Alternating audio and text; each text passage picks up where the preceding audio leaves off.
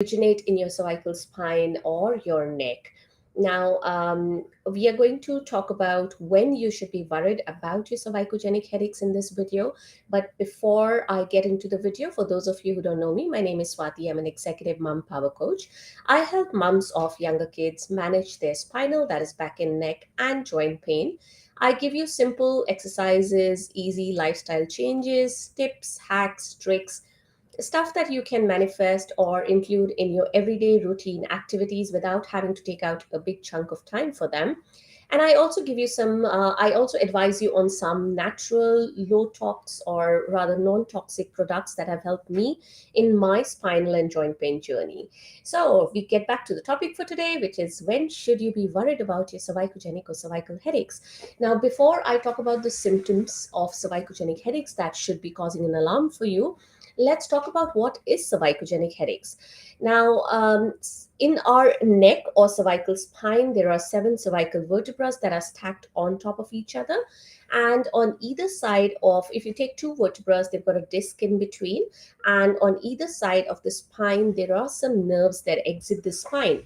Now, these nerves that exit the spine go and supply a specific part of your body. So the ones that originate from your hairline, that is your upper cervical spine, to the middle of your neck, that is mid cervical spine. So that's about C1 to about C3, 4. If you're looking at the number on the cervical vertebra, the nerves that exit from this area, especially that upper cervical spine, these nerves go and supply the back of the head and the side of the head and towards your temples here. So, of course, the nerves on the left will go up this way and the right would go up this way, right? So, sometimes when these nerves will get irritated or pinched or compressed in your cervical spine or anywhere along the route when they are coming into this area of your head, these areas of your head, sorry, they can cause a headache like sensation, which is known as a cervicogenic headache. Now, the causes of cervicogenic headaches, I won't get into the details of this, but very briefly, it could be anything from a disc bulge to arthritis to a muscle spasm in your neck. Maybe you've slept in a poor posture and that has irritated your nerve. So it can be a lot of reasons there. Now, if you want to know more details about cervicogenic headaches, I've done quite a few videos and you can go to my YouTube channel and have a look there. If you can't find my YouTube channel, you can just go to YouTube, type my name Swati Prakash, followed by cervicogenic headache or just headaches, and you will be able to see those videos. All right, so let's go into the symptoms that will probably be telling you, hey, there's a problem here. This is just more than cervicogenic headache, and you need to go and check this with your doctor or your healthcare professional. So the very first thing is, if you have a headache that starts really suddenly and it's a very sharp shooting headache, yeah, another thing about cervicogenic headaches is they're usually on one side, unless of course you have nerve involvement on both sides. Usually it happens to be more on one side than the other or just one sided.